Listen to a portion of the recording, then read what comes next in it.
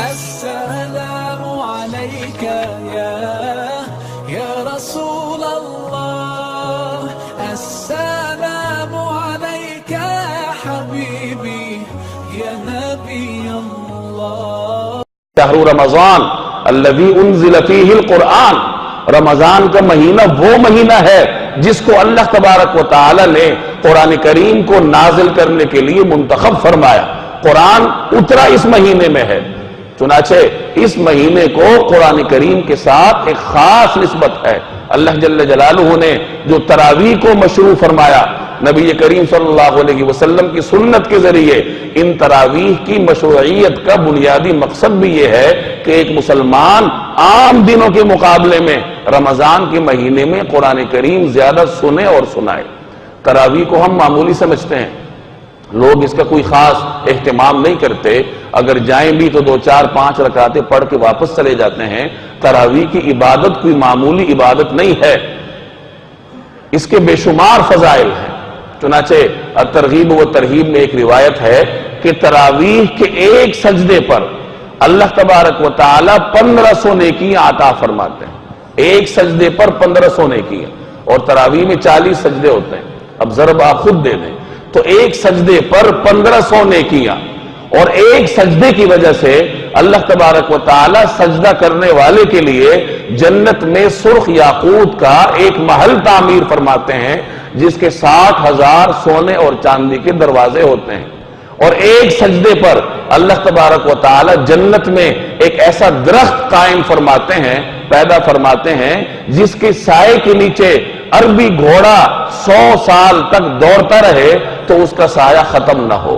اتنے بڑے بڑے انعامات، اتنا بڑا فضل، اتنا بڑا کرم اللہ تبارک و تعالی کا اس تراویح کی وجہ سے آپ کی طرف متوجہ ہوتا ہے. لیکن آج ہماری بدقسمتی ہے کہ تمام سہولیات کے ہوتے ہوئے بھی مسلمان تراویح نہیں پڑھتا. اور اس سے بھی زیادہ کہ جب آپ تراویح میں قرآن کریم سنتے ہیں تو قرآن کریم کے ایک حرف پڑھنے پر عام طور پر 10 نیکیاں ملا کرتی ہیں، اور اگر وہی قرآن نماز کی حالت میں رمضان میں پڑھا جائے تو اجر و ثواب اللہ جو دے گا میں اور آپ اس کا تصور بھی نہیں کر سکتے.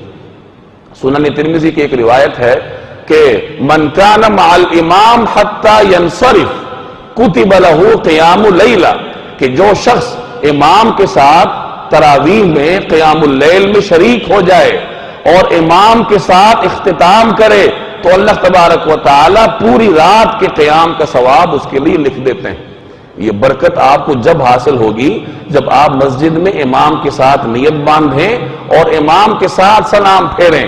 جب امام تراویح پڑھا کے فارغ ہو اس وقت آپ بھی فارغ ہوں تو اللہ تبارک و تعالی پوری رات کے نوافل کا قیام کا ثواب مفت میں آپ کے نامہ اعمال میں لکھ دیتا ہے. اچھا، ایک روایت میں آتا ہے، مشہور روایت ہے کہ جو آدمی امام کے پیچھے ہو فقراءۃ الامام لہ قراءۃ، تو امام کی قراءت اس کی طرف سے بھی قراءت ہوتی ہے. اب اس حدیث کی بنیاد پر لوگ مسلکی مباحث چھیڑتے ہیں، اختلافات. ہم مسلکی اختلافات میں نہیں جائیں گے، لیکن اس ایک حدیث سے ایک قانون آپ کو ملتا ہے فضیلت کا کہ تراویح کی نماز میں جب امام پڑھتا ہے تو پڑھتا تو وہ ہے، لیکن آپ کو اتنا ہی ثواب ملتا ہے جتنا امام کو ملتا ہے. اب یہ عام لوگوں کے لیے اس سے بڑھ کر خوشخبری نہیں ہو سکتی، کیونکہ عام طور پر عوام چونکہ حروف درست نہیں ہوتے، تجوید کے قواعد سے واقف نہیں ہوتے، تو وہ اس طریقے سے نہیں پڑھ سکتے جس طریقے سے عام طور پر تجوید کے ماہر لوگ پڑھتے ہیں. اور ظاہر ہے کہ جب آپ تجویدی قواعد کے مطابق پڑھیں گے اس کا ثواب کچھ اور ہوگا، تجوید کے بغیر پڑھیں گے تو ثواب کم ہو جائے گا.